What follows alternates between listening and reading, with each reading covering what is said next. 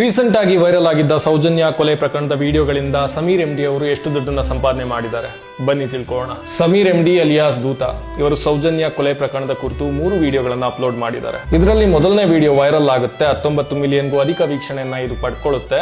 ಈ ವಿಡಿಯೋದ ಡ್ಯೂರೇಷನ್ 40 ನಿಮಿಷ ಆಗಿರೋದ್ರಿಂದ ಈ ವಿಡಿಯೋಗೆ ಬರುವಂತ ಆಡ್ಗಳ ಸಂಖ್ಯೆ ಕೂಡ ಜಾಸ್ತಿ ಇರುತ್ತೆ. ಹಾಗಾಗಿ ಈ ವಿಡಿಯೋ ಜನರೇಟ್ ಮಾಡೋ ದುಡ್ಡು ಕೂಡ ಸ್ವಲ್ಪ ಜಾಸ್ತಿ ಇರುತ್ತೆ. ಈ ವಿಡಿಯೋಗೆ 1 ಮಿಲಿಯನ್ ವೀಕ್ಷಣೆಗೆ ಅಂದಾಜು 80,000 ರೂಪಾಯಿಗಳು ಆಡ್ಸೆನ್ಸ್ ರೆವೆನ್ಯೂ ಜನರೇಟ್ ಆಗಿದೆ ಅಂತ ಅನ್ಕೊಂಡ್ರು. ಇದರ 19 ಮಿಲಿಯನ್ ವೀಕ್ಷಣೆಗೆ ಯೂಟ್ಯೂಬ್ ಇಂದ 15,20,000 ರೂಪಾಯಿಗಳು ಆಡ್ಸೆನ್ಸ್ ರೆವೆನ್ಯೂ ಜನರೇಟ್ ಆಗಿದೆ.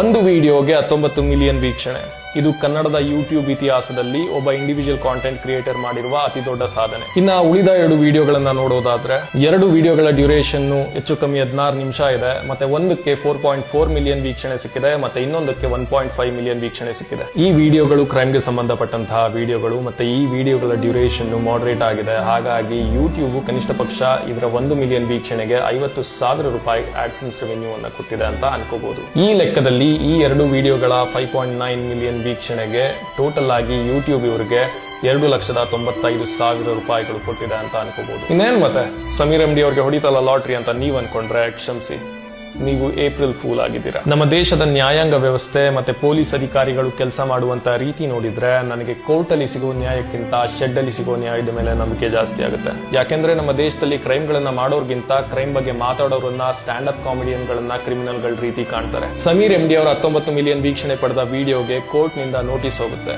ಆ ವಿಡಿಯೋವನ್ನ ಯೂಟ್ಯೂಬ್ ಇಂದ ತೆಗೆದುಹಾಕಲಾಗುತ್ತೆ. ಆ ವಿಡಿಯೋಗೆ ಸಿಕ್ಕಂತ 19 ಮಿಲಿಯನ್ ವೀಕ್ಷಣೆಗೆ ನ್ಯಾಯಯುತವಾಗಿ 15,20,000 ರೂಪಾಯಿಗಳು ಬರಬೇಕು. ಆದ್ರೆ ಯಾವ ದುಡ್ಡು ಕೂಡ ಅವ್ರಿಗೆ ಬರೋದಿಲ್ಲ. ಇನ್ನ ನಮ್ಮ ದೇಶದ ಅತ್ಯಾಚಾರಿ ಬೆಂಬಲಿಗರು ಸಮೀರ್ ಎಂಡಿ ಸೌಜನ್ಯಾಳ ಹೆಸರು ಹೇಳ್ಕೊಂಡು ದುಡ್ಡು ಮಾಡ್ಕೋತಿದ್ದಾನೆ ಅಂತ ಆರೋಪ ಮಾಡ್ತಾರೆ. ಇದಕ್ಕೆ ಉತ್ತರವಾಗಿ ಸಮೀರ್ ಎಂಡಿ ಅವರು ಇನ್ನು ಉಳಿದ 2 ವಿಡಿಯೋಗಳಿಂದ ನನಗೆ ಯಾವುದೇ ದುಡ್ಡು ಬೇಡ ಅಂತ ಆ ವಿಡಿಯೋಗಳನ್ನ ಡಿಮಾನಿಟೈಸ್ ಮಾಡಿದ್ದಾರೆ. ಹಾಗಾಗಿ ಈ 3 ವಿಡಿಯೋಗಳಿಂದ ಸಮೀರ್ ಎಂಡಿ ಅವರಿಗೆ ಯಾವ ದುಡ್ಡು ಕೂಡ ಬಂದಿಲ್ಲ. ಇದ್ರ ಬಗ್ಗೆ ನಿಮ್ಮ ಅಭಿಪ್ರಾಯ ಏನು? ಕಮೆಂಟ್ ಮಾಡಿ. ಮತ್ತೆ ಮುಂದಿನ ವಿಡಿಯೋದಲ್ಲಿ ಯಾರ ಇನ್ಕಮ್ ರಿವೀಲ್ ಮಾಡಬೇಕು ಅಂತ ಹೇಳಿ.